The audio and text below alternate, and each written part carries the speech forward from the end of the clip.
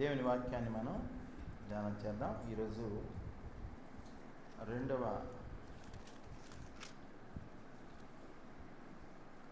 Second మెసేజ్గా ఫిలోమోనుకు రాసినటువంటి పత్రిక.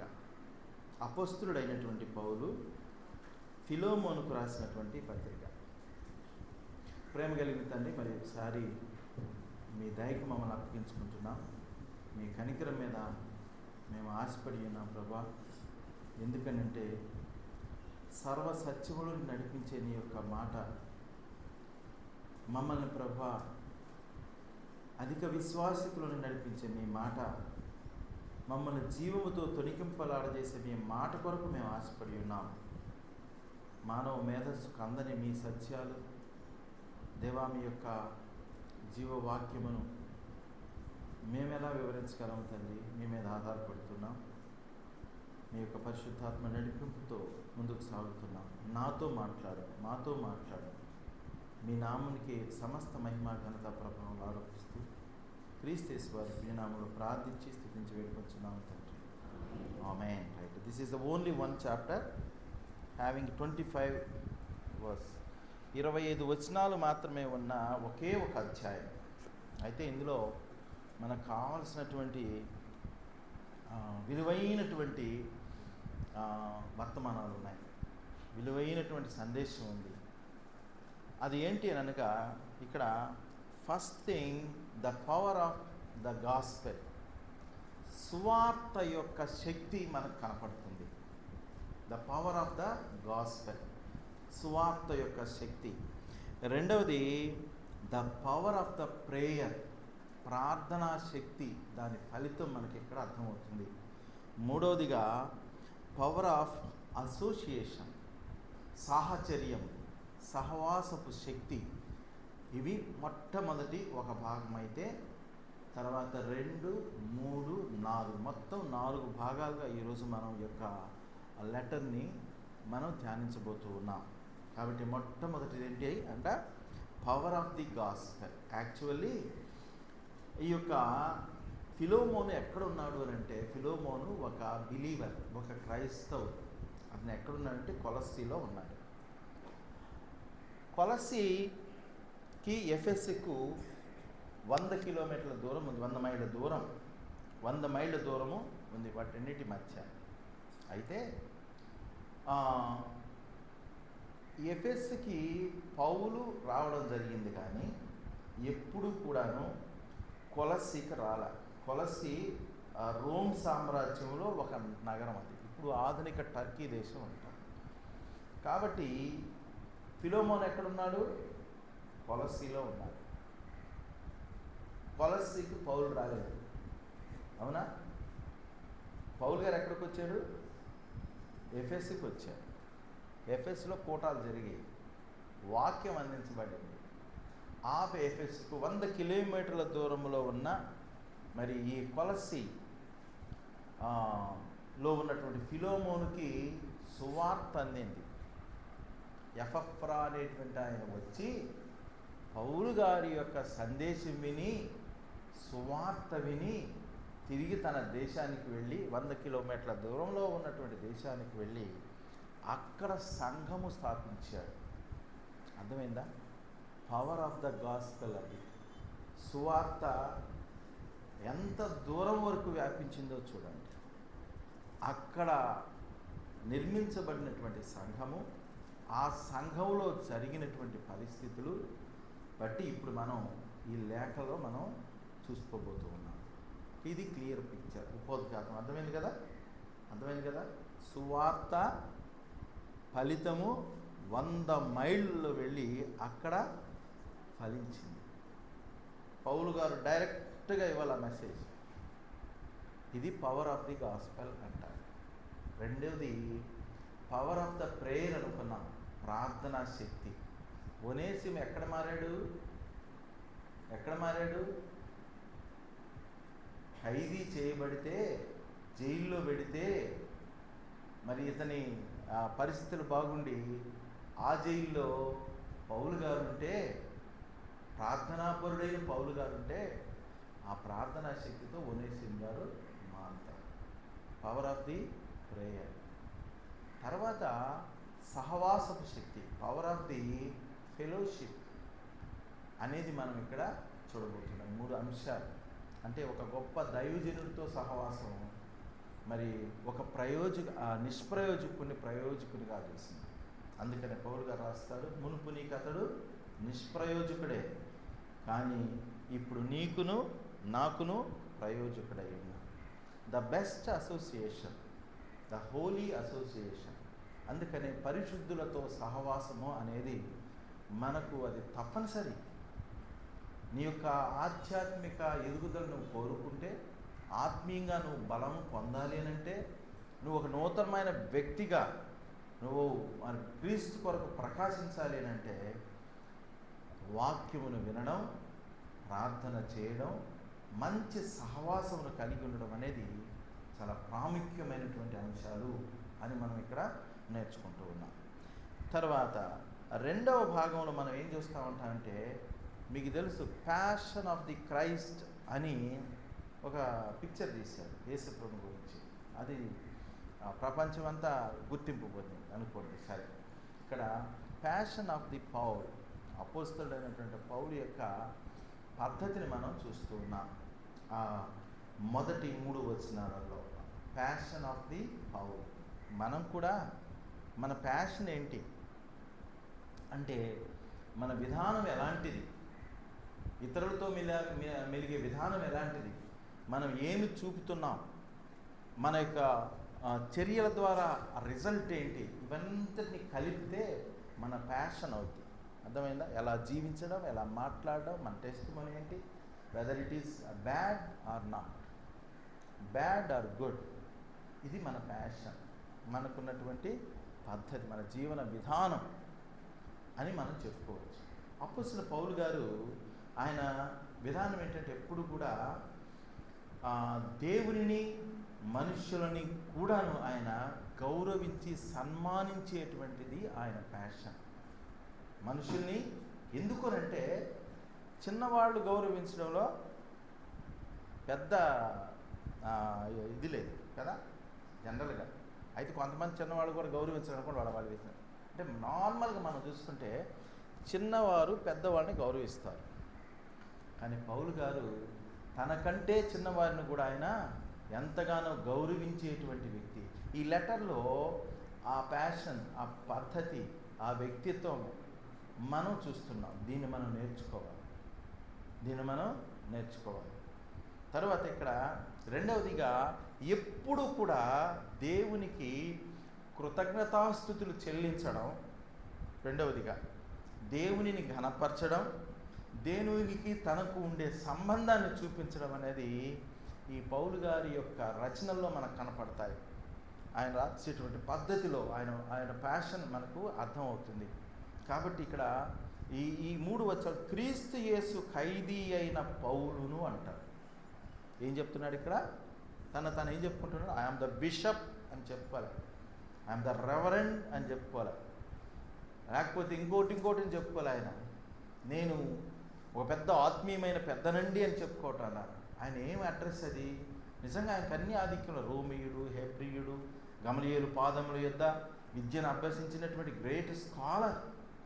పౌలు గారికి చాలా డిగ్రీస్ ఉన్నాయి, చాలా ఆధిక్యతలు ఉన్నాయి.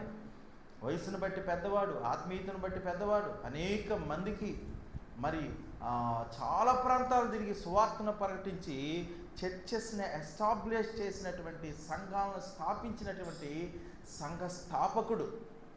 యేసు ప్రభువుని ఆయన కళ్ళారా చూచి ఆ దర్శనం చూసినటువంటి వ్యక్తి. ఒకప్పుడు మత ఛాందస్సవాదిగా రిలీజియస్ మైండ్ కలిగినటువంటి, రిలీజియాసిటీతో కూడినటువంటి వ్యక్తి. ఇప్పుడు స్పిరిచువాలిటీ తోటి తొలగిసలాడుతున్నటువంటి వ్యక్తి. ఇవన్నీ ఉన్నాయి. కానీ పౌలు గారికి ఇష్టమైంది ఏంటంటే, నేను క్రీస్తు యేసు ఖైదీని. జీవితంలో చాలామంది ఖైదీలు ఉంటారు. భార్య ఖైదీలు, భర్త ఖైదీలు, పిల్లల ఖైదీలు, రకరకాల ఖైదీలు ఉంటారు. కానీ ఈయన కొంతమంది డబ్బు ఖైదీలు. డబ్బే వాళ్ళకి లేస్తే డబ్బు. కానీ ఇక్కడ ఏమని పిలువబడుతున్నాడు ఆయన? క్రీస్తు యేసు ఖైదీని. అంటే ఏమని అర్థము? ఒక ఖైదీకి లిబర్టీ ఉండదు, స్వేచ్ఛ ఉండదు, స్వాతంత్రం ఉండదు. తీసుకుపోయి రాజమండ్రి సెంట్రల్ జైల్లో వేస్తే అర్థమైపోద్ది ఖైదీ సంగతి ఏంటో, మనం చూస్తే అర్థమైపోద్ది. ఈ మధ్య నేను విన్నాం, న్యూస్లో విన్నాం మేము, ఒక పెద్ద రాజకీయ నాయకుడు, చాలా ప్రాముఖ్యమైనటువంటి పొజిషన్లో ముఖ్యమంత్రి కూడా చేశాడు అనుకుంటాను ఆయన. అలాంటి వ్యక్తి ఈ నేరాల్లో కూరుకుపోయి, డబ్బు సంపదలో కూరుకుపోయి జైల్లో పెడితే ఆయనకి స్లో పాయిజన్ ఇచ్చేసారంట, ఆయన ఎగిరిపోయాడు. ఇలాంటి కుట్రలు కూడా జరుగుతుంటాయి జైళ్ళల్లో, ఇప్పుడు జరుగుతున్నాయి. కాబట్టి ఇక్కడ ఖైదీ అనేటువంటి మాటకి ఇక్కడ మనకు అర్థం ఏంటంటే, I have no freedom without his concern, without his permission I can't do anything. ఈయన విచిత్రమైనటువంటి ఖైదీ. ఈయన ఏంటంటే ఆయనకు స్వేచ్ఛ ఉంది కానీ చేయలేడు, తనకు ఆధిక్యత ఉంది కానీ చేయడు, తనకు లిబర్టీ ఉంది కానీ దాన్ని ఉపయోగించుకోడు. చూడండి, ఇది తమాషాగా ఉంది కదా, ఉందా లేదా? దేన్ని బట్టి? దేవునిని ఆయన గౌరవించే విధానం. తను మాట్లాడగలడు, మాట్లాడు without the permission of God, without the leading of holy spirit. దేవునికి ఎంత లోబడిపోయాడంటే ప్రేమ చేత, నా దేవుని సెలవు ఇవ్వక నేనేం మాట్లాడను, నా దేవునికి ఇష్టం కాదు నేనేం మాట్లాడను. నేను అంతే బంధించబడ్డాను ఆయన ప్రేమ చేత, ఆయన సత్యము చేత, ఆయన యొక్క మంచితనము చేత, ఆయన పరిశుద్ధత చేత నేను బంధించబడ్డాను. అది ఆయన బంధకాలు. ఇందాక మన బంధకాలు వేరే, మన ఇష్టం వచ్చినట్టు మాట్లాడడం, కొండలు చెప్పడం, అబద్ధాలు చెప్పడం, బొంకడము, రకరకాలైనవి మన బంధకాలు. కానీ ఆయన వాళ్ళు కాదని, ఆయన హై గ్రేడెడ్ అనమాట. కాబట్టి ఆయన యొక్క వ్యక్తిత్వము, ఆయన పద్ధతి ఎలాంటిదంటే, తనను తాను దేవునికి ఖైదీగా తను అప్పగించుకోడు. దేవుడు ఎప్పుడు మనల్ని, ఆయన అనలేదు, మనల్ని అన్న నువ్వు నా ఖైదీ ఎవరు అంటే మన పని అయిపోద్ది అంతే. కానీ ఇప్పుడు అలాగ దేవుడు ఆయన స్వాతంత్రం ఇచ్చాడు. కానీ క్రీస్తు కొరకు ఆయన సంతోషపెట్టు, to please his Lord, to please his redeemer, ఆయన విమోచకుణ్ణి, ఆ తన ప్రభువుని, తన రక్షకుణ్ణి సంతోషపెట్టే విధానంలో తన స్వాతంత్ర్యాన్ని కూడా పక్కన పెట్టేశాడు, తనకున్న లిబర్టీని పక్కన పెట్టేశాడు, తనకున్న ఆధిక్యతను పక్కన పెట్టేశాడు, తనకున్న everything he became zero. That is the passion of the power. మనం నేర్చుకోవాల్సింది అది. ఈరోజు మనకు కొద్దిగా ఇస్తే మనం ఎగిరి పడతాం. తెలుగు సామెత ఏముంది చెప్పండి? అన్నీ ఉన్న ఇస్త్రాకంతా, దానిలో కూర ఉంటుంది, పప్పు ఉంటుంది, లడ్డు ఉంటుంది, హాటు, స్వీటు, లేకపోతే అన్నం అన్నీ ఉంటాయి, బిర్యానీ, ఇంకా రకరకాలు ఉంటాయి. అవి ఉండబట్టి పాపం ఎంత గాలి వచ్చినది అట్నే ఉంటుందంట. ఏమీ లేనిది మాత్రం మనం ఎట్లాంటి వాళ్ళని చెప్పండి? నో బిర్యానీ, నో పప్పు ముద్ద, నో చట్నీ, నో ఫుడ్. కానీ అది మనం నేర్చుకోవాల్సినటువంటిది. అర్థమవుతుంది కదా?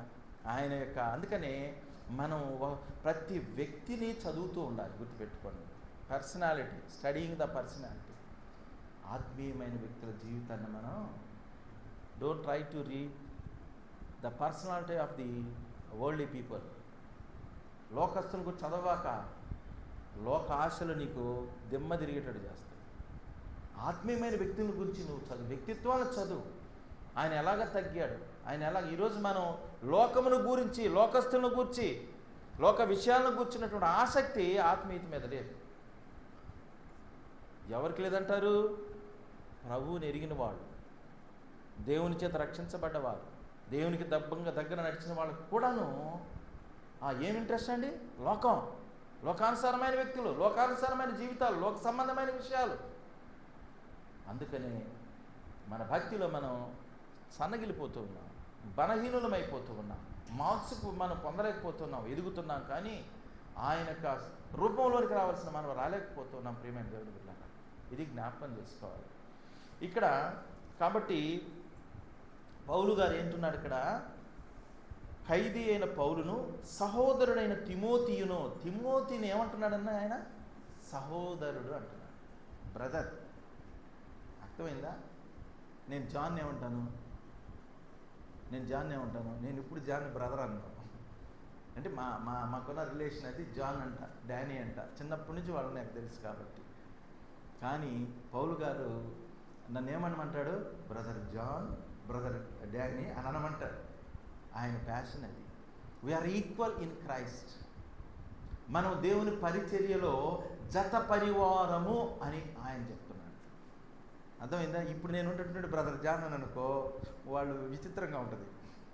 మన రిలేషన్ అలాగ ఉండేయండి కాసేపు. అంటే పౌలు గారు తనకన్నా చిన్నవారిని కూడా ఎలాగా గౌరవిస్తున్నారో అనేది మనం జ్ఞాపకం పెట్టుకోవాలి. అర్థమవుతుందా? ఒకసారి మాకు ఇంటర్మీడియట్లో లెక్చరర్గా వచ్చిన ఇద్దరికి నేను వాళ్ళకంటే కొంచెం మంచి స్థానంలో ఉండి వాళ్ళకి ఆర్డర్స్ ఇవ్వాల్సి వచ్చింది. నేను లేచి వాళ్ళకి ఆర్డర్స్ ఇస్తుంటే వాళ్ళు కూర్చోమంటుంటే నాకు ఎంత హ్యాపీ అయిపోయిందనంటే, వాళ్ళకి ఎంత హ్యాపీ అయిపోయిందనంటే, ఇది గమనించిన మా అధికారికి అర్థం కాదు. ఏంటి అనంటే, సార్ హీఈస్ మై స్టూడెంట్, మా ప్రియమైన విద్యార్థి. వాళ్ళు చెప్పిందంటే మా ప్రియమైన విద్యార్థి, ఇద్దరు చెప్పారు. ఎంత ఉంటుంది చెప్పండి, ఎంత సంతోషంగా ఉంటుంది. దేవుని దగ్గర నుంచి మనకు అలా సర్టిఫికేట్ రావాలి.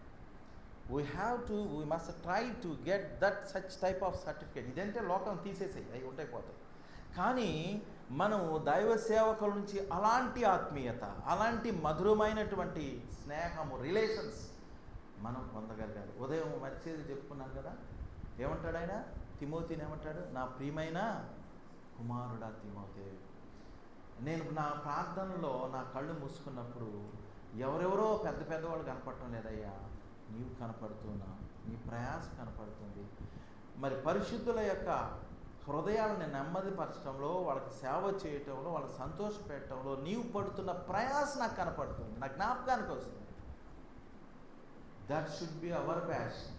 అది మనకు వచ్చినప్పుడు మన పరిచర్య, మన సేవ, మన విధానం.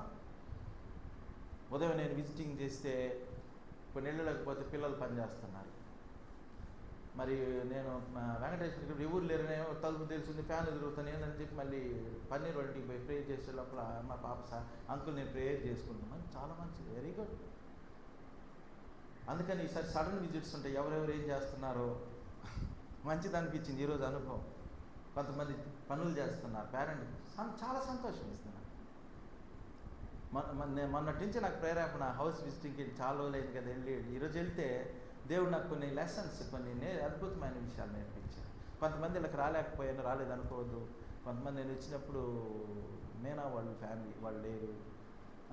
ఈరోజు ఇంకొక ఫ్యామిలీస్ మిస్ అయ్యి నెక్స్ట్ టైం అన్న చూడు వాళ్ళంటే ఇష్టం, మళ్ళీ తల్లి అలాంటివి పెట్టుకోకండి. ఆ ప్యాషన్ మనకొద్దు. అర్థమైందా? సో పౌలు దగ్గర నుంచి మనం నేర్చుకోవాలి. సహోదరుడు అయినటువంటి ఎవరైనా తిమోతియు, ఇంకా మా ప్రియుడును జత పనివాడునైన ఫిలోమోనుకు ఎంకరేజ్మెంట్. ఏమంటున్నాడు అక్కడ? My beloved brother. Only brother ఇందాక, ఇప్పుడు ఇంకా పెరిగింది. మా ప్రియుడును, మా ప్రియమైన వ్యక్తి, ప్రియమైన బిడ్డ అంట. ఒక అమ్మాయిని కూర్చోపెట్టాడు, అనిపిస్తుంది మా ప్రియమైన బిడ్డ అండి. వండర్ఫుల్. దేవుడు మనల్ని కూర్చోలాగా చెప్పగలడా? చెప్పగలిగేటట్టు మన యొక్క ప్రవర్తన మనం సరి చేసుకుందామా? ఒకవేళ లేకపోతే అది ఈరోజు మనం నేర్చుకోవాలి. అద్భుతం కదా. ఒక గొప్ప వ్యక్తి వచ్చి మై బిలవ్డ్ సన్ అన్నాడు అనుకో, మై బిలవ్డ్ బ్రదర్ అన్నారు, మై బిలవ్డ్ డాటర్ అన్నారు అనుకో, అది ఎంత ఎఫెక్టివ్గా ఉంటుందండి. ఎంకరేజ్మెంట్. అది పౌలు గారి యొక్క విధానములో. మన సహోదరి అయిన అప్పియకును, జత పనివాడునైన ఫిలోమోనుకును. అప్పియ అంటే బహుశా ఆయన మిస్సెస్ అయి ఉంటుంది. ఇక్కడ ఫిలోమోను యొక్క మిస్సెస్, సహోదరి. ఇక్కడ పౌలు గారు మళ్ళా చెప్పుకోంటే, కొంతమంది బ్రదర్స్ అంటేనే అంటే స్త్రీలకి అవకాశం ఇవ్వరు. పురుషాధిక్యత, బ్రదర్స్నే పెంచుకోవడం, బ్రదర్స్ని గురించే మాట్లాడడం, బ్రదర్స్ని గురించే. వీళ్ళు ఎవరంటే అదర్స్ అంటారు. No, he's giving equal importance to sisters also. ఆయన చెప్తున్నాడు, అప్పియకును తోడి యోధుడైన అర్కిఫునకు. తోడి యోధుడు ఏమని బిరుదు పెట్టాడండి?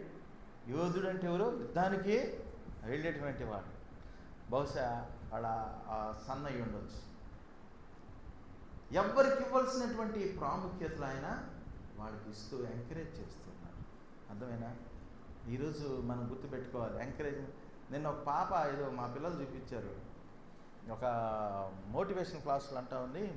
సార్ పేరెంట్స్కి సేవ చేయాలంటారు సార్, హెల్ప్ చేయాలంటారు సార్. ఏం చేసాం సార్, మేము చేస్తే భలే చేసిన వాళ్ళ పని మళ్ళీ రెండో వర్క్ సార్ చేసుకోవాల్సింది సార్. మా అమ్మ ఇంక మాకు ఎడ చేయబుద్ధి పోదు సార్. వేసిన పప్పు దానిలో ఉప్పు కూడా లేదని చెప్పేసింది సార్. మా అమ్మ ఎట్లా చేయాలి సార్, మేము మాకేదో తెలియక చేద్దామని ఆశపడి అమ్మకి చేద్దామని చేస్తే నువ్వు చేసిన పని మళ్ళీ చేసుకోవాలి. ఎంకరేజ్మెంట్, పర్లేదురా కొంచెం బాగా చేసావు కానీ ఇలా చేస్తే ఇంకా బాగుంటుంది. మనకు తెలియదు అనమాట, మొహాన్నే డిసప్పాయింట్ చేస్తాం. ఇక్కడ ఆయన ఏం చేస్తున్నాడు, ఎంకరేజ్ చేస్తాడు. Right, okay, coming to the point. ఇక్కడ రెండవ భాగంలో ఫర్గివ్నెస్, రెండో రెస్టోరేషన్. 8 నుంచి 20 వచనాల వరకు చూస్తే ఏంటంట, ఫర్గివ్నెస్, రెస్టోరేషన్ యొక్క రిక్వెస్ట్ కనపడుతుంది. వాటిని గురించిన రిక్వెస్ట్ మనకు అవుతుంది. ఎవరి దగ్గర నుంచి, పౌలు గారి దగ్గర నుంచి. ఎవరికి, ఫిలోమోన్కి. అర్థమైందా? అసలు ఏంటి సార్ స్టోరీ, మీరేదో బిట్లు చెప్పి అర్థం కాకుండా చెప్పుకుంటూ వెళ్తున్నారు అని అంటున్నారా? విషయం ఏంటంటే, ఈ ఫిలోమోను యొక్క ఇంటిలో ఒనేసిము అనేటువంటి యవ్వన బిడ్డ, అతను బానిస, అతనికి విడుదల లేదు. ఒక్కసారి బానిసగా అమ్మబడితే, ఒకసారి బానిస పోస్టులో చేరితే వాళ్ళ ఫ్యామిలీ పిల్లలు కూడా బానిసలుగానే ఉండాలి. వాళ్ళకి టైటిల్ వేసంటే బానిసలు, బానిస భార్య, బానిస కొడుకు, వాడు ఇంకొక బానిస, వాడికి అది చరిత్ర. ఇలాంటి ఒనేసిము ఏదో ఒక పొరపాటు చేసి నిష్ప్రయోజనమైనటువంటి పని చేసిన కారణాన అక్కడి నుంచి పారిపోతాడు. పారిపోయి పోలీసులకు పట్టుబడి వాళ్ళ తీసుకుపోయి జైల్లో వేస్తారు. అర్థమైందా? ఎక్కడేస్తారు? జైల్లో. ఇతని పట్ల దేవుని కృప ఏంటి, అందుకని దేవుని ప్రేమ ఎంటాడుతూ ఉంటుంది. జాగ్రత్త. మనం ఒకసారి జారినా, తప్పు చేసినా, ప్రభువుని ఎరిగిన వాళ్ళం కాబట్టి రాంగ్ డైరెక్షన్లో వెళుతూ ఉన్నా ఆయన మన కరెక్ట్గా తీసుకెళ్ళి మళ్ళీ చేరవలసిన రోజు తెలుస్తారు. అది మనం ఇక్కడ చూస్తున్నాం.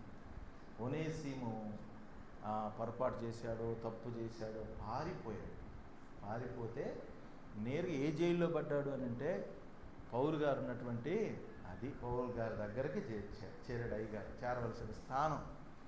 ఇప్పుడు అలాంటి ఒనేసిము చూడండి, ఎవరైనా బానిస గనక తప్పు చేస్తే ఆ యజమానికి ఆ బానిస మీద సర్వ హక్కులు ఉన్నాయి, పనిష్మెంట్ ఇచ్చే దాంట్లో.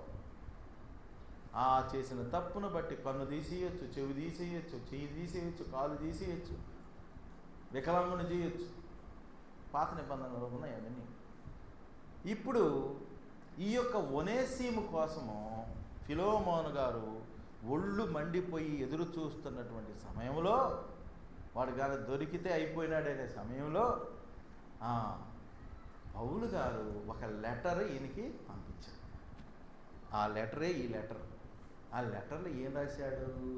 ఇప్పుడు మనం అనుకున్నామే, ఫర్గివ్నెస్, రిపెంటెన్స్, పశ్చాత్తాపడ్డాడు అతను. Forgiveness and restoration. ఒనేసిము మునుపు నిష్ప్రయోజకుడు, అర్థమైందా? ఇప్పుడు ప్రయోజకుడు.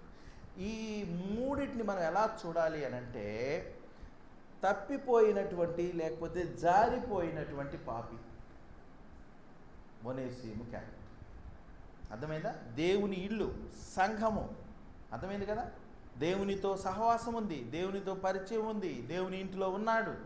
అక్కడ చేపలు వేసేవాడు, వచ్చిన గాడ్ సర్వెంట్ని చూసేవాడు, వాక్యం వింటూ ఉన్నాడు, సంఘంలోనే ఉన్నాడు ఆయన, చర్చిలోనే ఉన్నాడు ఆయన. అలాంటి వ్యక్తి ఏమైపోయాడంట? జారిపోయాడు, పారిపోయాడు, బ్యాక్ స్లైడ్ అయ్యాడు. మనకు జరిగేటువంటి పరిస్థితులు, మనకు వచ్చేటువంటి స్థితులను బట్టి కొన్నిసార్లు మనం ఏమైపోతామంటే, ఒక రాంగ్ డైరెక్షన్లోకి మనం వెళ్ళిపోతాం, ఒక రాంగ్ డెసిషన్లోకి మనం వెళ్ళిపోతాం, నిర్ణయాల్లోకి వెళ్ళిపోతాం, దేవునికి దూరం అయ్యేటువంటి పరిస్థితి వస్తుంది. But the grace of God, దేవుని యొక్క కృప మనల్ని ఎప్పుడు విడిచిపెట్టదు. అక్కడ దేవుడు ఎవరినో ఒకరిని రెడీ చేస్తాడు. దేవుడు ఏదో ఒక సాధనం ద్వారా నన్ను తిరిగి రెస్టోర్ చేసుకుంటాడు. ఆయన పోగొట్టుకున్న ఆధిక్యత నీకు ఇస్తాడు. పోగొట్టుకున్న పీస్ ఆఫ్ మైండ్, పోగొట్టుకున్న ఆత్మీయతను తిరిగి దేవుడు ఇచ్చి దాన్ని రెస్టోరేషన్, మళ్ళీ రెస్టోర్ చేయడం. కాబట్టి ఇక్కడ అలాంటి పాపికి గుర్తు ఒనేసిము. అర్థమైంది కదా? ఎప్పుడైనా నువ్వు జారిపోయావా, దేవుని సన్నిధి నుంచి, ఆత్మీయత నుంచి నిలువెచ్చని స్థితిలోనికి నువ్వు వెళ్ళిపోయావా? వెళ్ళిపోతాం. మహామహులు వెళ్ళిపోయారు. మన ఆధ్యాత్మిక జీవితంలో ఈ అప్ అండ్ డౌన్స్ అన్నీ ఉంటూ ఉంటాయి, అలలు వస్తూ ఉంటాయి, పరిస్థితులు వస్తూ ఉంటాయి. Most unexpected, we have to face most unexpected situation in our spiritual life, in our daily life. మనం ఎక్స్పెక్ట్ చేయం. 100 మార్కులు వస్తాయి నా కొడుకు అనుకుంటే వాడు ఒక్కోసారి ఫీల్ అయిపోతాడు. కొన్ని విషయాలు నా కూతురు నా ఆత్మీయతకు తగిందనుకుంటే ఒక్కోసారి డిఫరెంట్ నెగటివ్ రిజల్ట్స్ మనం చూస్తాం. అయితే వాటన్నిటిలోని తిరిగి దేవుడు సమకూర్చేటువంటి దేవుడు. అదే దావీదు ఏం చేశాడు? అంత భక్తి అయిన దావీదు పోగొట్టుకున్నాడు కదా, సమస్తమును పోగొట్టుకున్నాడు. దావీదు వేసినటువంటి ఒక చిన్న తప్పటడు కారణంగా శత్రువులు వచ్చి పడిపోయారు. దావీదు యొక్క పిల్లల్ని, భార్యని, తనకున్న వాసన అంతటిని తీసుకొని కొల్లగొట్టి ఆ ఊరిని కాల్చేసి వెళ్ళిపోయాడు. దావీదు ఏడ్చుటకు కూడా ఓపిక లేనంతగా ఏం చేశాడు? ఆయన ఏడ్చేశాడు. ఇంకేడస్తామంటే కన్నీళ్ళు రావటం అలా, శక్తి లేదు, ఏడుపు లేదు, నిరోమయమైపోయాడు ఒక మాట చెప్పాలంటే. అయితే దేవుని దగ్గర కూర్చొని ఏం చేశాడట? ఏఫోదు ఉంది, కత్తి ఉంది, వాళ్ళని చంపేయాలనేటువంటి కోపం ఉంది, మంచి సైనికులు ఉన్నారు, అనుచరులు ఉన్నారు, ఆయన కోసం ప్రాణం పెట్టేవాళ్ళు ఉన్నారు, ఎవ్రీథింగ్ ఈజ్ పక్కా. అయితే అప్పుడు దావీదు చేసిన ఒక మంచి పని ఏంటో తెలిసినా? దేవుని యొద్ద విచారణ చేయడం. ఆ బాధలు ఎవరైనా తప్పులు చేస్తారేమా? బాధలు తప్పులు చేస్తారా? ప్రభువా, వాడు నన్ను ఇలా కష్టపెట్టాడు ప్రభువా, నేనేం చెయ్యాలి? అంత శాంతమూర్తులమా మనం కదా? నేను నమ్మితే మోసం చేశాడు, ఉద్రేకం.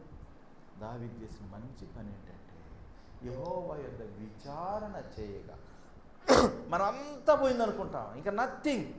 నా జీవితంలో కొన్ని సందర్భాలు నేను చేసి ఇంకా అయిపోయింది నా కథ అనుకున్నాను. అయిపోయింది నా కథ. 70,000 అప్పట్లో నా జ్వాలన ట్రాన్స్ఫర్ ఇంకా లేదు, అయిపోయింది. ఉన్న డబ్బులంతా అయిపోయింది. ఇక ఫ్యామిలీతో కలిసే పరిస్థితి లేదు. అవన్నీ తలుచుకుంటా ఉంటే ఇంకా ఏడుపు, ఇంకా నిరాశ, ఇంకా నిసిపోక, ఇంకా కూలిపోవడం. లేవనెత్తే దేవుడు ఇందాక నేర్చుకుని ఎక్కడి నుంచి? నిరాశ నుంచి, నిస్పృహ నుంచి, నిస్సత్తువు నుంచి. నేను అనుకున్నా దేవుడితో మాట్లాడి పోట్లాడి ప్రార్థన చేసి అంతా చేసి సాగరాకు. తెల్లవారేసరికి గుడ్ న్యూస్. యెహెజ్కేలు గ్రంథం 37వ అధ్యాయం, నరపుత్రుడా, ఈ ఎముకలు తిరిగి బ్రతకగలవా? నాకు తెలియదు ప్రభువా, నేను ఎప్పుడు వినలేదు ప్రభువా, I have no experience, past experience లేదు, ఎక్కడ జరగలేదు, నాకు తెలియదు ప్రభువా. ఎస్, ప్రవచనం ఎత్తి వారితో, ఆ ఎముకలతో మాట్లాడు. ఎక్కడైతే నిరాశ ఉన్నదో, నిస్పృహ ఉన్నదో, నిస్తేజం ఉన్నదో వారితో నువ్వు మాట్లాడు. They will get the power, they will get the life. ఆ సైన్యమై నిలిచినాయి అట ఎముకలన్నీ, అన్నీ అతుక్కుపోయినాయి సైన్యమై. మన పరిస్థితులు మనం కృంగదీసిన, మన పరిస్థితులు మనల్ని భయపెట్టిన, మన పరిస్థితులు మనల్ని ఇక నీకు అవుట్ అన్న, నో అవుట్, నో డౌట్. దావీదు ఏం చేశాడంట? నువ్వు కలుసుకో, వెంబడించు, వెళ్ళు, మొత్తం స్వాధీనం చేసుకుంటా. వెళ్ళాడు దావీదు. పోగొట్టుకున్న ఆస్తి కంటే ఇంకా ఎక్కువ ఆస్తి దొరికింది. సంపాదించుకొని తెచ్చాడు. సమకూర్పు, రెస్టోరేషన్ మన జీవితంలో దేవుడు ఇచ్చినటువంటి అద్భుతమైనటువంటి వరం. Restoration, when you confess, when you repent, then you will get that restoration. అది మనం నేర్చుకునేటువంటి వనేసిము అది ఒక పాట కూడా ఉంది కదా, ఇది కరుణించి తిరిగి సమకూర్చు ప్రభువా. ఎప్పుడు? క్షమాపణ నిన్ను వేడుచున్నాను. దావీదు రాజు దీనుడై వేడ, అవనిలో పొందిన నష్టములన్నీయు దేవా నీవు సమకూర్చితివే. దేవుని యొద్ద విచారణ చేసినప్పుడు, దేవుని యొద్ద మనం అడిగినప్పుడు, దేవుని యొక్క సన్నిధిని మనం కలిగి ఉన్నప్పుడు, సరైనటువంటి రైట్ ఫెలోషిప్లో మనం ఉన్నప్పుడు, definite it will be a restoration for us. జారావా? జాగ్రత్త, దేవుని దగ్గర విచారణ చేయి, ఆలోచన చేయి నీ స్థితిని గురించి. అది ఇక్కడ restoration, forgiveness, restoration. And 4th one, encouragement and greetings. Encourage చేయడం. పౌలు గారు ఎంకరేజ్ చేస్తున్నాడు 20 నుంచి 22 వచనాలలో. అర్థమవుతుందా? ఈ యొక్క 4 అనుభవాల్లో మనం ఒకసారి మనం చదువుకుందాం. మొదటి 1 నుంచి 3 వరకు ప్యాషన్ చూసాము, 8 నుంచి 20 వరకు చూద్దాం. కావున యుక్తమైన దానిని గురించి నీకు ఆజ్ఞాపించుటకు క్రీస్తునందు నాకు బహుధైర్యము కలిగి ఉన్నాను. One side I have right to command you, I have right to order you. నిన్ను ఆజ్ఞాపించేదానికి, నీ మీద ఆర్డర్ పాస్ చేయడానికి నాకు రైట్ ఉంది. అంటే అక్కడ పౌలు గారికి ఉన్నటువంటి ఆధిక్యత, ఫిలోమోను మీద ఉన్నటువంటి రైట్ అక్కడ కనపడుతుంది. One side. The other side వృద్ధుడను అంటే ఫుట్ నోట్లో ఏముంది? రాయబారిని అని ఉంది. వృద్ధుడు అనే మాటకి ఏముందంక? రాయబారి. ఎవరు రాయబారి? క్రీస్తు రాయబారి. ది అదర్ సైడ్ నేను ఒక రాయబారిని. ఇప్పుడు క్రీస్తు యేసు ఖైదీనై ఉన్న పౌలును నేను ప్రేమను బట్టి వేడుకున్నట మరి మంచిదనుకుంటుని. What is the best option? To command or to please, to request, to make a request. ఈ రెండు ఉన్నప్పటికీ కూడా Paul which is the best అంటున్నాడు. ఏది బెస్ట్ అంటున్నాడమ్మా? అది అర్థమైంది. ఇప్పుడు నాకు స్టూడెంట్ ఉన్నారు, ఒక రిషితాన్ని ఎవరో ఏదో స్టూడెంట్ లాగా అనుకున్నాం. స్టూడెంట్ మీద నాకు కమాండ్ ఉంది, ఐ కెన్ ఇన్స్ట్రక్ట్, ఆమెకు ఆర్డర్ ఇవ్వచ్చు, ఒక ఇన్స్ట్రక్షన్. కానీ దానికంటే ద బెస్ట్ ఆప్షన్ అండి with pleasing, with request manner చేయడం అనేది బెస్ట్ ఆప్షన్ అని, మరి ఉత్తమమైన దాన్ని ఆయన అంటే మన అప్పీల్ ఎలాగ ఉండాలి? పెత్తనం చేసేదిగా ఉండకూడదు. మనకు అసలు అధికారం లేకపోయినా మన పెత్తనానికి ఇష్టపడతాం. ఆయనకున్న దాన్ని ఉపయోగిస్తుంటాం. The attitude of the Paul మనకి ఇక్కడ ఆయన ప్యాషన్లో మరొక అద్భుతమైనటువంటి వ్యక్తిత్వపు కోణం మనకు కనపడుతుంది. వృద్ధుడను ఇప్పుడు క్రీస్తు యేసు ఖైదీనే పౌలు నేను ప్రేమను బట్టి వేడుకుంటే మరి మంచిదనుకొని నా బంధకంలో నేను కనిన నా కుమారుడు ఒనేసిము కోసం నేను నిన్ను వేడుకొనుచున్నాను. ఏం చేస్తున్నానంట? ఇందాక 2 క్యారెక్టర్స్ చెప్పాను నేను. ఒనేసిము హౌస్, దేవుని యొక్క సన్నిధి. ఒనేసిము పాపికి గుర్తు. ఇక్కడ పౌలు గారు ఎవరు? తండ్రి ఇంటి నుంచి వెళ్ళిపోయిన ఒక పాపిని గురించి విజ్ఞాపన చేయుచున్నా. ఎవరు జ్ఞాపకం వస్తారు మనకు? పాపిని గురించి విజ్ఞాపన చేసే విజ్ఞాపనకర్త ఎవరు? ఎస్. కొంచెం ఆలోచన చేస్తే యేసు ప్రభు యొక్క భాష మనం కొంచెం ఇక్కడ కనుక ఇంప్లిమెంట్ చేయగలిగితే, ఆయన కాసేపు కనుక అక్కడ నచ్చబెడితే ఆయన ఏం చెప్తాడో తెలిసిన, నా బంధకములలో నేనా కనినటువంటి కుమారుడు. సిలువలో బంధకములు అంటే శ్రమలలో నిన్ను నన్ను తిరిగి జన్మింపజేసింది ఏంటంటే సిలువ, క్రాస్. సిలువలో యేసు ప్రభు చేసినటువంటి బలియాగము, ఆయన అవమానాలు, ఆయన నిందలు, ఆయన బాధలు, ఆయన బంధకాలు, వాళ్ళల్లో మనం అక్కడి నుంచి మనం పుట్టాం, తిరిగి జన్మించాం మనం నూతనమైన వ్యక్తులుగా. ఒనేసిములాగా నా బంధకంలో నేను కనిన కుమారుడు ఒనేసిము. ఇప్పుడు ఒనేసిము ఎవరు? ఇప్పుడు ద సన్ ఆఫ్ పౌల్. అర్థమైంది కదా? పౌలు గారికి ఒనేసిముకు ఉన్నటువంటి తేడా ఏంటంటే, పౌలు గారు ఒకవేళ ఈయన దగ్గరకు వస్తే ఈయన అమితానందం, ఒక మాస్టర్ని ఒక శిష్యుడు ఎలాగా ట్రీట్ చేస్తాడో, ఒక శ్రేష్టమైనటువంటి గురువుని ఒక శిష్యుడు ఎలాగా ఆనర్ చేస్తాడో, అలాగా పౌలు గారిని ఆనర్ చేసేటువంటి ఆశ ఉంది. ఆ రిలేషన్ అక్కడ ఉంటే, అయితే ఇప్పుడు ఏం చేస్తున్నాడంట? ఒనేసిముకి ఏం చెప్తున్నాడు? నా బంధకములలో నేను కనినటువంటి కుమార్. ద లవ్ ఆఫ్ క్రైస్ట్ ఇక్కడ మనకు కనపడుతుంది. మనం జారిపోతున్నాం, మనం తొలగిపోతూ ఉన్నాం, తిరిగి మురికి అంటించుకుంటున్నాం, తిరిగి లోక సంబంధమైన పూసుకుంటున్నాం, నింపబడుతూ ఉన్నాం. అయినప్పటికీ కూడా దేవుడు ఏం చేస్తున్నాడు? ఆయన ప్రేమను బట్టి తిరిగి మనల్ని రెస్టోర్ చేస్తున్నాడు. పోగొట్టుకున్నటువంటి స్థితిని మనకి ఇస్తున్నాడు, ఆ ఆత్మీయతను మనకి ఇస్తున్నాడు, ఆ రక్షణ ఔన్నత్యాన్ని మనకి ఇస్తున్నాడు. ఆ రక్షణలో తిరిగి మనల్ని కొనసాగించేటట్టు చేస్తే, మనం చాలా చాలా వ్యతిరేకంగా చేసినప్పటికీ కూడా ఆయన క్షమించి forgiveness and restoration, forgiveness and restoration. ప్రభువా, ఈరోజు ఈ శ్రమలకి, ఈ బాధలకి, ఇరిటేషన్ తట్టుకోలేక నా నోటి నుంచి కఠినమైన పదాలు అనేశాను ప్రభువా, నన్ను క్షమించిన. ఏం చేస్తాం చెప్పండి? ఇరిటేషన్. ఎక్కడ చూసినా కూడాను ఏ పరిస్థితి అననుకూలంగా ఉన్నప్పుడు బలహీనమైపోయి ఇరిటేషన్లో పడిపోయి. ఎప్పుడైనా అన్నారా అసలు నీకు ప్రార్థన చేయకపోయి యేసు ప్రభు అని అన్నారా? నేను అసలు ఇంక వేస్ట్ నీ దగ్గర రాడు అన్నారా? ఒకప్పుడు నేను అన్నా, ఒప్పుకుంటాను. ట్రాన్స్ఫర్ విషయంలో ఇంకా అసలు నేను నీ దగ్గర రాను ప్రభు, నేను అడిగి అడిగి అడిగి నా పని అయిపోయింది. నేను ఏడవడం ఇష్టం, నేను కష్టపడడం ఇష్టం, నేను బాధపడడం ఇష్టం, నేను అవమానపడడం ఇష్టం, నలుగురు చూసి అవమానపడుతుంటే ఇట్లా నేను చెప్పాను అంతకుముందు నా సాక్ష్యం.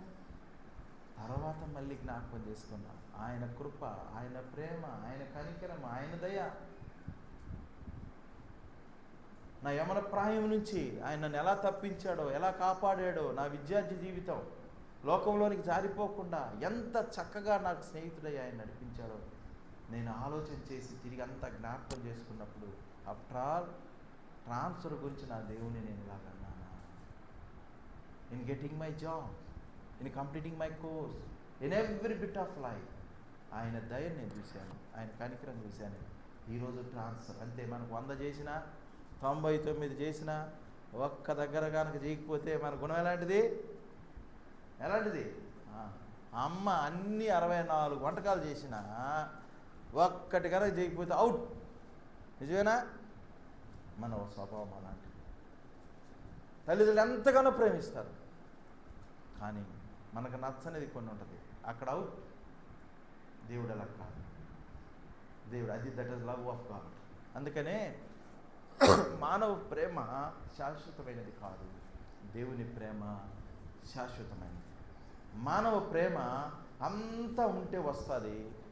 నీ బంధువుల ప్రేమ, నీ స్నేహితుల ప్రేమ, when you are happy, when you are in comfort life, all the people will come. అక్కడ ఏదైనా తేడా జరిగితే రాళ్ళు పడతానే ఉంటాయి, నీకు గాయాలు అవుతూనే ఉంటాయి. కానీ దేవుని ప్రేమ రెస్టోరేషన్. ఈరోజు ఓనేసిముని గురించి చెప్తున్నాడు. ఎంత చక్కని డైలాగ్ చూడండి. పౌలు గారు చెప్తున్నాడు, నా బంధకములలో నేను కనిన కుమారుడికి ఓనేసిమును గూర్చి నీకు చెప్పడం నాకు అది గొప్ప అవకాశం అన్నట్టుగా చెప్తున్నాడు. ఓనేసిము కోసం నిన్ను ఏం చేస్తున్నాడంట? ఏం పదం వాడాడు అక్కడ?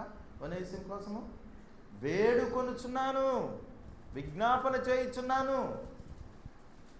త్రిత్వములో ఒక్కడైనటువంటి యేసు ప్రభు నీ కొరకు నా కొరకు ఆయన పరమ విజ్ఞాపనకర్తగా మారాడు. సైతాను వచ్చంట మన మీద అన్నీ చదివో, జాన్ ఎటు చేశాడు, జాన్ అక్కడ తప్పాడు, జాన్ ఇక్కడ చేశాడు, మళ్ళీ వచ్చి మెసేజ్ చెప్పాడు, మళ్ళీ ఇటు పాటలు పాడాడు, డానీ ఇక్కడ చేశాడు, ఏడేమో బ్రహ్మాండంగా వాక్యం చెప్పాడు, కన్సల్ట్ చెప్పాడు, బ్యాంకులో వాడు ఎవడు లోన్ల దగ్గర 2-3 సార్లు తిరిగి శుభ్రంగా తిట్టి పంపించాడు చూడు, ఇవన్నీ చెప్తుంటాడంట.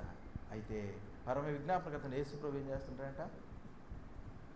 నా రక్తం ఆయన కోసమే చేశా, అమూల్యమైనటువంటిది. ఆ బిడ్డ లాంటివాడు కాదు, ఏదో ఉద్రేకం వచ్చింది. కానీ ప్రియమైన కుమారుడు మన గురించి ఆయన ఏం చేస్తుంటారంటే తండ్రిని వేడుకోరు. విజ్ఞాపనకర్త అయిన దేవుణ్ణి ఈ దినాన మనం జ్ఞాపకం చేసుకో. నీవు ఉండవలసిన రీతిగా ఉండకుండా, నువ్వు స్పందించవలసిన రీతిగా స్పందించకుండా, నువ్వు ప్రవర్తించవలసిన రీతిగా ప్రవర్తించకుండా తప్పిపోయినటువంటి వ్యక్తిగా నువ్వు మారినప్పుడు దేవుడు ఎంతగా ఆయన అంటున్నాడు, రెస్టో క్షమించి సమకూర్చాలన్న ఆ ప్రయాసని, ఆయన ప్రేమను మనం అర్థం చేసుకొని చెప్తూ అంటున్నాడు, అతడు మునుపు నీకు నిష్ప్రయోజకుడే. Yes, I'm accepting that. నీకు కష్టపెట్టిన వాడే, నిన్ను బాధపరిచిన వాడే, తప్పిపోయినటువంటి వాడే, నీకెందుకు పనికి రాకుండా ఉన్నాడు. కానీ ఇప్పుడు ఏమైపోయాడు? ప్రయోజకుడు. నీకును నాకు, ఇద్దరికి నీ ప్రయోజకులు అయిపోయారు. ఒకప్పుడు నీకు పనికి రాకుండా పోయినాడు. అది the power of the prayer, the power of association ఇక్కడ మనకి కనపడుతుంది. ఒక నిష్ప్రయోజనకరమైన వ్యక్తి ప్రార్థనా పరుడి దగ్గరకు వచ్చినప్పుడు ఏమైపోయాడంట? ప్రయోజకుడైపోయాడు. తిరిగి ఏ స్థానాన్ని పొందాడు? నా ప్రాణమునకు సముఖుడు ఆయన, నా ప్రాణము వంటి వాడు. చెప్పాలంటే నాకన్నా ఇంకా ఎక్కువే. దేవుడు మన గురించి ఎంతగా, అంటే దేవుని యొక్క హృదయ స్పందన మనకి ఇక్కడ కనపడుతుంది. అది యు ట్రై టు అండర్స్టాండ్. ఆయన చెప్తున్నాడు, నేను సువార్త కొరకు బంధకంలో ఉండగా నీకు ప్రతిగా అతను నాకు పరిచారం చేయ నిమిత్తం నా యొద్ద అతన్ని ఉంచుకొనవలనంటిని కానీ. 15వ వచనానికి వద్దాం. అతడిక మీదట దాసుడుగా ఉండగా దాసుని కంటే ఎక్కువవాడుగాను, ప్రియ సహోదరుడుగాను, విశేషముగా నాకును శరీర విషయమును ప్రభు విషయం మరి విశేషము నీకును ప్రియ సహోదరుడుగాను నీ యొద్ద ఎల్లప్పుడూ ఉండిటికే కావాలి. అతడు కొద్ది కాలం నిన్ను ఎడబాసిను. కాబట్టి నీవు నీతో పాలివానికి ఎంచి నేను నన్ను చేర్చుకున్నట్టు అతన్ని చేర్చుకున్నాను. To accept him. ఎలాగా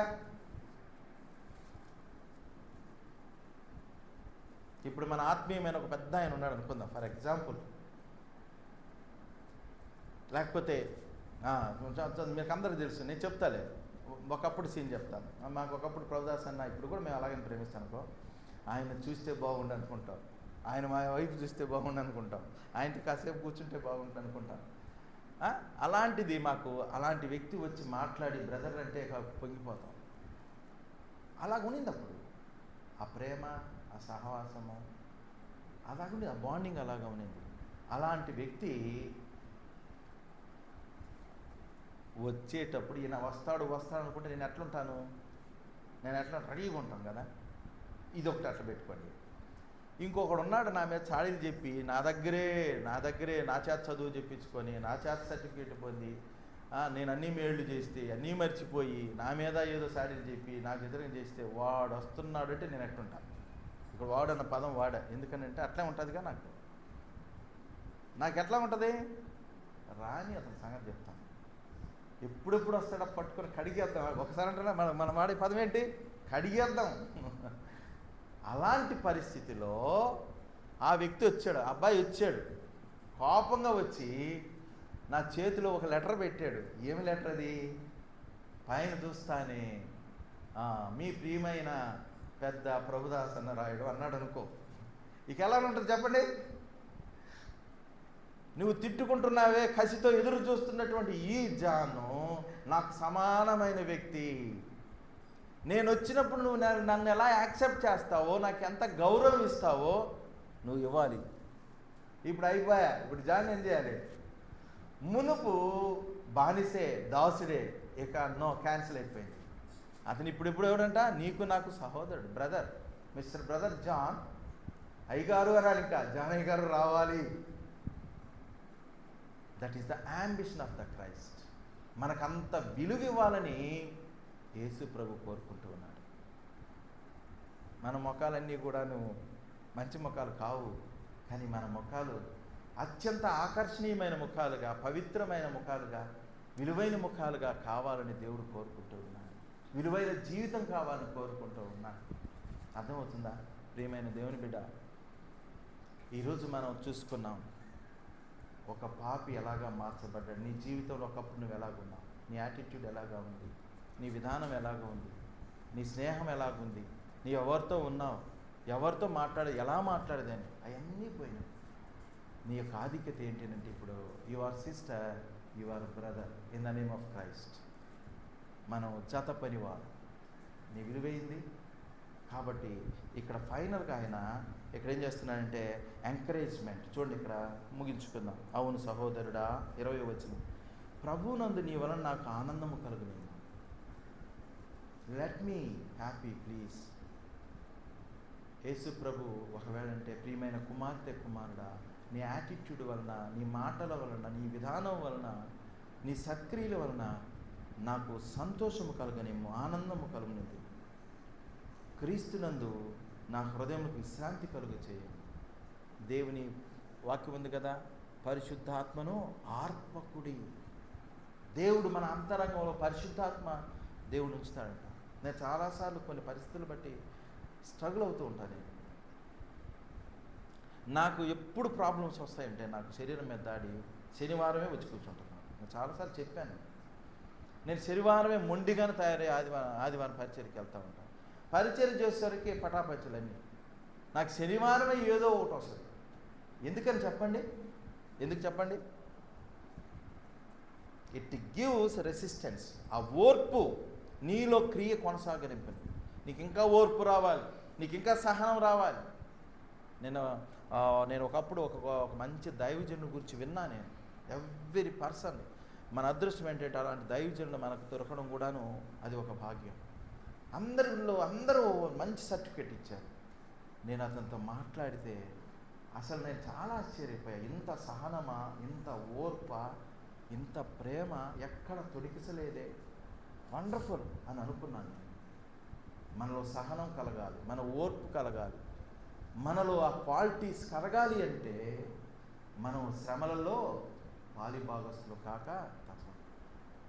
దేవుని అందుకనే ఒక పాట, మంచి పాట, నీ శ్రమలలో పాలుందుటయే నా దర్శనమాయనే, నా తను అనుగుణ శ్రమలు సహించి నీ వారసుడానైతే. ఆహా నా ధన్య ప్రభువా, తిట్టని ప్రభువా, వరప్రసాదం నన్ను తిట్టని, నేను సహిస్తాను. జాన్ నాకు వ్యతిరేకంగా మాట్లాడిని, నేను సహిస్తాను ప్రభా, సహించే. అది నీ శ్రమలలో నేను పాల్గొనడం. నా కొరకు నిందించబడ్డావే, నా కొరకు బాధించబడ్డావే, నా కోసం అవమానాలు పొందావే.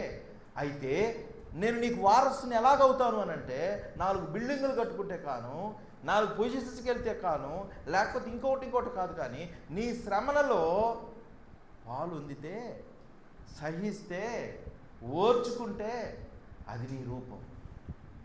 నీ శ్రమలలో పాలుందుటయే నా దర్శనమాయ. That should be my vision.